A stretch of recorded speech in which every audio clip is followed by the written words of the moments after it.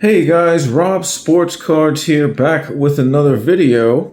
And in today's episode, we are going to look and compare and contrast the four main grading companies for your sports card collectibles. And then we're even going to talk about two other ones. There's so many grading companies that pop out, but these are the top four. These are the most recognizable four.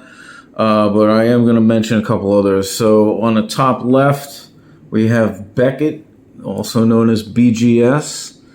On the top right, we have CGC. On the bottom left, we have SGC.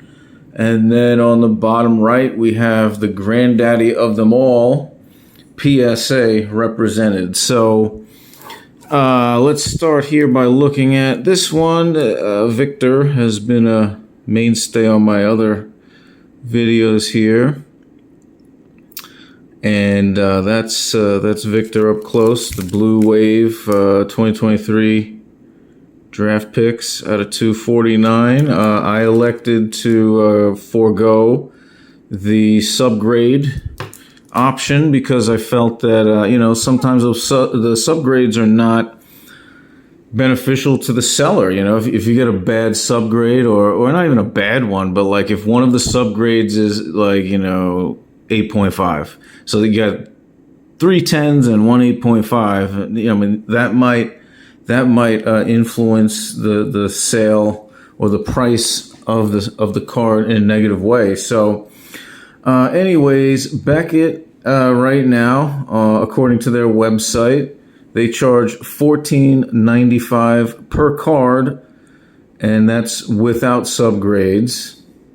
$17.95 per card with subgrades. And also, I was looking to save $3 because I'm a cheap bastard, that's why I didn't want to do the subgrades. There is no membership fee for Beckett, for BGS. And there are no card minimum requirements for these prices I just listed. You could send in 1 card or 100 cards and it would still come out to the same per card price. And these are the cheapest tiers also, by the way. When I rattle off all of these options, there's several different options for each grading company. I'm just giving you the basic cheapest one in each run through. And to finish up the Beckett portion of the video, it's a 45 plus day turnaround for the submission. So you got to think about those things as well when you're configuring where to send your cards to. So now on the top right, good old Cal Ripken with the missing black ink. This card has been featured on another video of mine, much like the Victor. There's Cal Ripken. It's in all of its red glory. For CGC, the quick submit bulk option includes a max declared value of $500 per card. And that is $14 per card with a minimum of 25 cards. So you have to submit a minimum of 25 cards to get that $14 per card deal, and then it's a 35-day turnaround, so it's quicker than Beckett, which is interesting. And then the other option is a quick submit economy submission for CGC, and that is $17 per card with a max declared value of $1,000 and a 20-day turnaround. So if your cards are a little bit more expensive, then you would go with that option, and you get them back sooner. So you're paying. I find that to be a good deal. Like, yeah, you're gonna pay a little bit more per card, but you're gonna get it back quicker. So unlike the Beckett option I just mentioned, where you're gonna pay more but still get it back in the same turnaround time. So right then and there, I think CGC has a better overall system if you ask me. Now, here is another grading company. This is the Tuxedo SGC. I really like the aesthetics to it, especially because, you know, this is a retro card, 89-90 Jordan Hoops card. So, you know, it just, I don't know, that's just my own opinion. If you have an older card like this, it just looks better in the Tuxedo slab. And, you know, I can't vouch for it other than the fact that that's just my own opinion. I don't have any facts or data to back that up. I just think that if you got one of those old cards, retro cards, the eye appeal is simply too good to pass up, if you ask me, for CGC. Now, as far as price, $15 per card with a max declared value of $1,500. And the turnaround time is 15 to 20 days. Although I've heard recent complaints that people have been having with SGC that it's taking longer than usual. And I suspect that's because they are now getting flooded with more cards because PSA has priced themselves out of existence for most common collectors and investors and dealers. So, you know, being that they have now, you know, a lot more cards to sift through, I think maybe that's the reason for the longer than usual delays. And then the other option, if you have a little bit more pricey stuff, $3,500 max declared value would cost you $85 per card to send it to SGC. And for both of these tiers, they have an immediate 1 to 2 day option.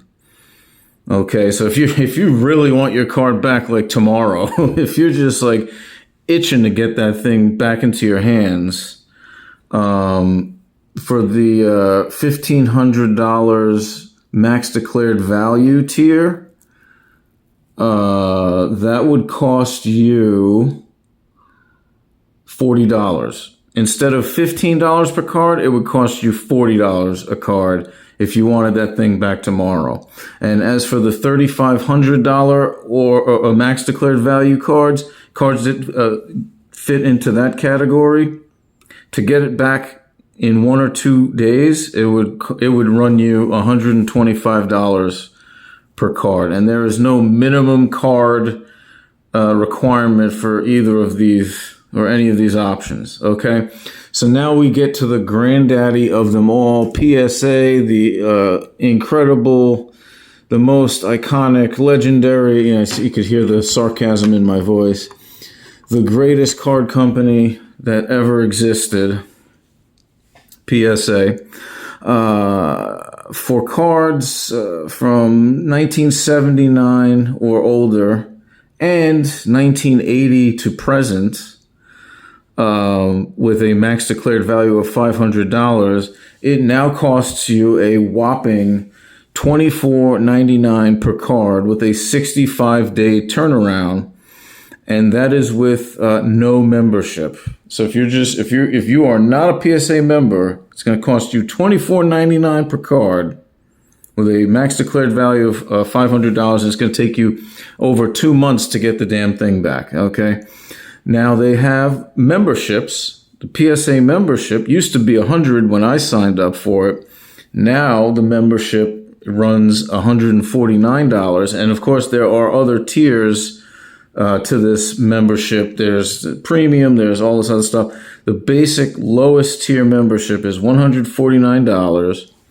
And for your $149, bulk grading starts at $18.99. So instead of $24.99, it's $18.99. So, you know, it's still, even though it's pricier, it still makes sense if you have a boatload of cards, and, you know, you can still make a profit with PSA, provided that you are a big dog in that yard of the sports card hobby. I feel that, like, again, I think I mentioned this in another video, you have to be self-aware. You have to be understanding of where you are in the hobby. If you're a big dog that has hundreds and thousands of cards listed on your eBay store, and you've got to grade them to make the most bang for your buck, then I think you should pay that $149 a year. But for someone like me, I don't think the value is there anymore.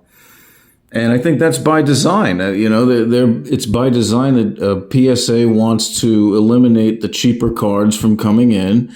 And that's, I think, why they bought SGC out, that they can have their cheaper cards funneled into SGC while PSA deals with the more expensive cards so that they can, price gouge you and, take extra fees out when they find a more expensive card with those upcharge fees. In May of 2025, that's the month we're in there, the grading special. PSA, one of the things that attracted me initially to PSA was that they had all these different grading specials every month. But as I read this off to you, you're going to see that this type of grading special only caters to upper tier cards, which is, something that's outside my inventory range, and that's again why I made the decision not to renew. So $59 per card. This is their special. This is one of the many specials on their website. $59.99 per card with a max declared value of $1,500. And the turnaround time for this card, for this order, would be 10 days. And without the membership, instead of $59.99 per card for this tier, you'd be paying $74.99 per card. So you're basically saving $15 per card if you went this route with the membership. Okay, so again, if you had a whole bunch of cards that fit into this category, it might be worth your while to take PSA up on that special. And oh, by the way, there's no minimum card requirement for this particular special. So if you send in one card or 1,000 cards, it would still cost you $59.99 per card during this special. So those are the main four grading. Those are the four main grading companies there. But I do have to mention a couple others. Now, this is a weird and wacky card that I've never seen. I've never seen this grading company before. And then when I went on this website, primegraders.com, I couldn't find any information on it. The website didn't seem like it was fully functional. I got this card from a friend. I didn't buy this. A friend of mine just traded it to me for, just for Christmas or whatever. And, I never really heard of this. Maybe somebody out there in the card world knows about primegraders.com. What do you think of them? I don't think anything of them. I have no opinion on them at all. I just came across this randomly thanks to a friend, and I'm just trying to look for more info on that. So I'll leave it there. And the last one that I'll mention is Tag. I've seen Tag mentioned. I've seen some videos with Tag. I've never used them before, but I do think they're worth mentioning because they're basically using higher end technology to grade their cards. They're no longer using human hands and eyes and opinions to grade their card. They're basically leaving it all up to computers, from what I understand. And the lowest tier option that they have is $15 per card with a 20 card minimum and a 45-day turnaround time. And there's no, as far as I saw on the website, they didn't indicate any max declared value on this particular option. So, and the card, from what I've seen, the slabs look very, very dense and very, very professional and very hard to crack. PSA is very easy to destroy their slabs and resubmit those cards, but Tag looks to seems to have a hard glass finish, and it looks very interesting to me. I might use them in the future, but I haven't yet. And yeah, that's basically it. That's basically the rundown of all these different card companies that you can submit your cards to. And let me know what you guys think. Is PSA, did they price you out of existence as well? And now, because of that, you're looking for other options. And I'd say SGC might be the one for me to go to, but I'm not opposed to the other ones either. I'd say, if you have cheaper cards, that's probably the best bang for your buck, but I could be wrong. Let me know what you guys think in the comments. This is Rob Sports Cards signing off, and have a wonderful evening.